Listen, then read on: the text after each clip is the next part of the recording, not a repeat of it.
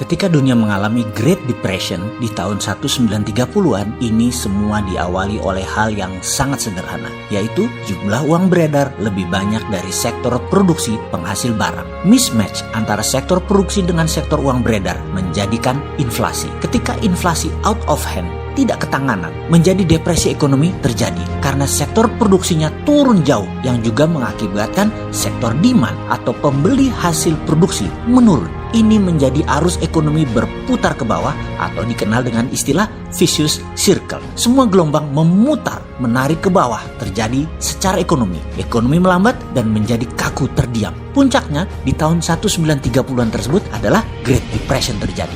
Uang beredar jadi tak bernilai, barang melangit harganya, serta jumlahnya sedikit. Lalu sang maestro pemikir ekonomi banyak yang lahir di masa setelah itu dengan kesimpulan, uang harus dikontrol oleh bank sentral dan inflasi harus dijaga dengan ketat. Semua itu kalau disimpulkan secara sederhana adalah sistem Keynesian yang sangat mendewakan bank sentral sebagai penjaga inflasi. 4 generasi keilmuan di dunia dari sejak saat Keynesian dijadikan pemahaman hingga saat ini sudah dicekoki dengan pemahaman cetak uang. Tidak boleh, harus lapor IMF dan bisa membuat inflasi. Namun bagi kaum milenial yang memahami MMT, Modern Monetary Theory, punya pendapat lain. MMT adalah post-Keynesian, di mana printing money berbasis produksi menjadi wajib di dalam membangun ekonomi. Post-Keynesian juga punya strategi anti-inflasi yang namanya SWF, Sovereign Wealth Fund. Sebentar, kita melompat ke SWF sebelum nanti kita kembali ke MMT dari post-Keynesian. Inflasi harus ada counternya. Kita sekedar mengingatkan, penahan inflasi yang terbaik adalah emas. Kita sedikit mereview fakta. Nilai emas ketika tahun 90-an akhir, dengan 30 gram emas Anda bisa membeli sebuah motor bebek. Di tahun 2020 ini, dengan 30 gram emas Anda bisa membeli 2 buah motor bebek. Artinya, inflasinya lebih dari 100% dalam 20 tahunan ini saja. Kita lihat contoh lainnya lagi. Untuk biaya kuliah anak saat ini selama 4 tahun, kira-kira Anda memerlukan uang 50-70-an juta rupiah.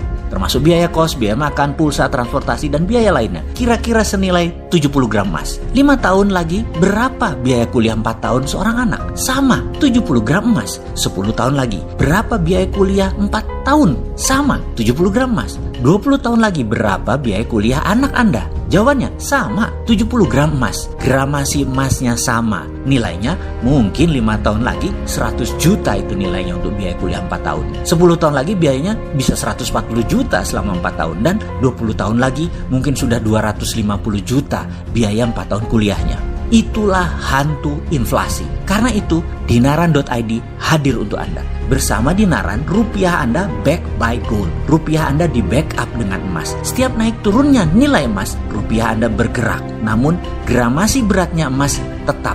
Karena pada dasarnya rupiah Anda sekarang sudah bernilai emas sesuai pada saat Anda beli, memasukkan uang Anda ke Dinaran. Dengan kartu pembayaran nasional GPN, ini menjadikan setiap saat Anda bisa mencairkannya. Kartu Dinaran ini adalah debit cardnya Anda. Sah berlaku di seluruh Indonesia. Bahkan kalau Anda mau transfer ke tabungan Anda lainnya, bisa juga. Transfer tersebut atau jual ke rekening BCA misalnya, bisa. Masuk ke Mandiri Anda, bisa. Dan karena di luar kartu debit kita, Dinaran ID Cash, maka akan ada biaya sekitar Rp10.000 hingga limit 15 juta per transaksi yang Anda lakukan. Sedangkan kalau transfer ke kartu debit Dinaran, free biayanya. Sahabat, ini adalah program anti-inflasi dengan Personal Wealth Fund. Bersama Dinaran Debit, rupiah Anda back by gold. Inilah terobosan bagi sahabat semua. Produk ini asli milik putra bangsa Indonesia yang memilih berjuang membebaskan inflasi serta membuat rupiah pribadi Anda menjadi berdaulat. Selamat bergabung di Dinaran.id.